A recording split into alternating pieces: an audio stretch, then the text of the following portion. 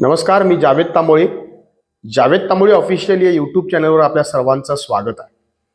खरं तर गेल्या अनेक दिवसांपासून आपण शिक्षक भरती संदर्भात वेगवेगळे अपडेट आणि अधिकृत अपडेट तुमच्यापर्यंत पोहोचवण्याचं काम या चॅनलच्या माध्यमातून करत आहोत. आज सुद्धा एक महत्त्वाचं अपडेट देण्यासाठी हा व्हिडिओ बनवलेला आहे. तत्पूर्वी तुम्ही जर चॅनलला अद्याप सबस्क्राईब केला नसाल तर आत्ताच चॅनलला सबस्क्राईब करा. मित्रांनो, आपल्याला माहिती आहे की रयत शिक्षण संस्थेची यादी जी आहे ती फेब्रुवारीमध्ये लागली. त्यानंतर पुन्हा कन्व्हर्टेड राऊंडची 156 उमेदवारांची यादी लागली. मात्र अद्याप या रयतच्या उमेदवारांना नियुक्त्या ज्या आहेत त्या दिल्या गेलेल्या नाहीयेत.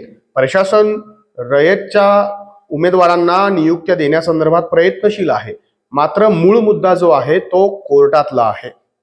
कारण रयत शिक्षण संस्थेवर जे काही तासिका तत्वावर काम करणारे शिक्षक होते, मानधन तत्वावर काम करणारे जे शिक्षक होते, त्या शिक्षकांनी कोर्टामध्ये याचिका दाखल केली आणि आम्हाला कायमस्वरूपी करा अशा पद्धतीची मागणी त्यांनी केलेली आहे.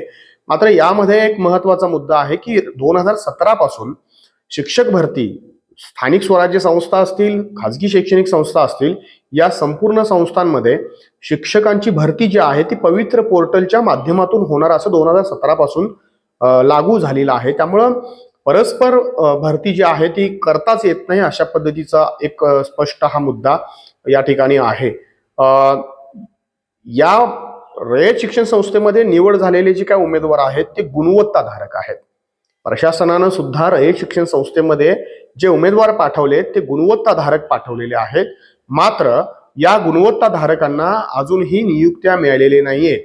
इतर स्थानिक स्वराज्य संस्थांमध्ये लागलेले उमेदवार त्यांचे अनेक महिने त्या ठिकाणी शिक्षण सेवकाचा कालावधी त्यांनी पूर्ण केलेला आहे. म्हणजे काही महिने त्यांचा पूर्ण झालेला आहे. त्या ठिकाणी 3 वर्षातले काही महिने त्यांचे पूर्ण झालेले आहेत. मात्र रयतमध्ये निवड झालेल्या उमेदवारांची म्हणजे 25 फेब्रुवारी पासून ते आतापर्यंत अद्याप त्यांना नियुक्त्या दिल्या गेल्या नाहीयेत.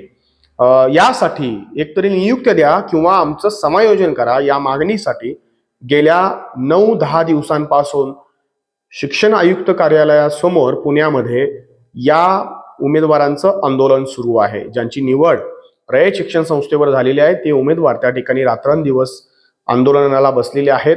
यामध्ये महत्वाचा एक मुद्दा आहे की काल या उमेदवारांची, त्यानंतर रयत शिक्षण संस्थेचे जे काही पदाधिकारी आहेत त्यामध्ये पवार साहेब सुद्धा होते आणि त्यानंतर मग शिक्षण विभागाचे काही पदाधिकारी, त्यामध्ये खऱ्या अर्थानं आयुक्त साहेब उपस्थित नव्हते, मात्र राजेश शिंदे सर त्या ठिकाणी उपस्थित होते आणि या उमेदवारांच्या अनुषंगानं त्यांना निवडी संदर्भात, त्यांच्या नियुक्ती संदर्भात वेगवेगळ्या चर्चा त्या ठिकाणी झालेल्या आहेत. सकारात्मक चर्चा सुद्धा झालेल्या आहेत.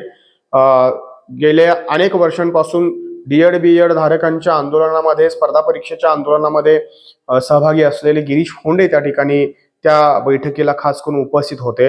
तर त्या ठिकाणी प्रशासन सुद्धा अतिशय सकारात्मक आहे की हे उमेदवार जे आहेत ते गुणवत्ताधारक उमेदवार तुम्हाला आम्ही दिलेले असून अद्याप त्यांच्या नियुक्त्या का रखडलेल्या आहेत अशा पद्धतीचा सुद्धा सवाल जो आहे तो प्रशासनाने त्या ठिकाणी रयतच्या पदाधिकाऱ्यांना केलेला आहे. त्यामुळं एकूणच 27 तारखेपर्यंत मुदत जी आहे ती मुदत या उमेदवारांनी मागितलेली आहे. 27 तारखेपर्यंत आम्हाला आमचा निर्णय काय असेल तो घ्या, अन्यथा त्या ठिकाणी आम्ही आंदोलनाची जी काय भूमिका आहे ती अतिशय उग्र करू अशा पद्धतीची भूमिका या उमेदवारांनी घेतलेली आहे. म्हणजे 27 तारखेनंतर त्या ठिकाणी आमरण उपोषण सुद्धा करण्याची तयारी या उमेदवारांची असल्याचं ते पाहायला मिळत आहे. हा झाला रयतचा मुद्दा. दुसरा एक मुद्दा यामध्ये महत्वाचा आहे की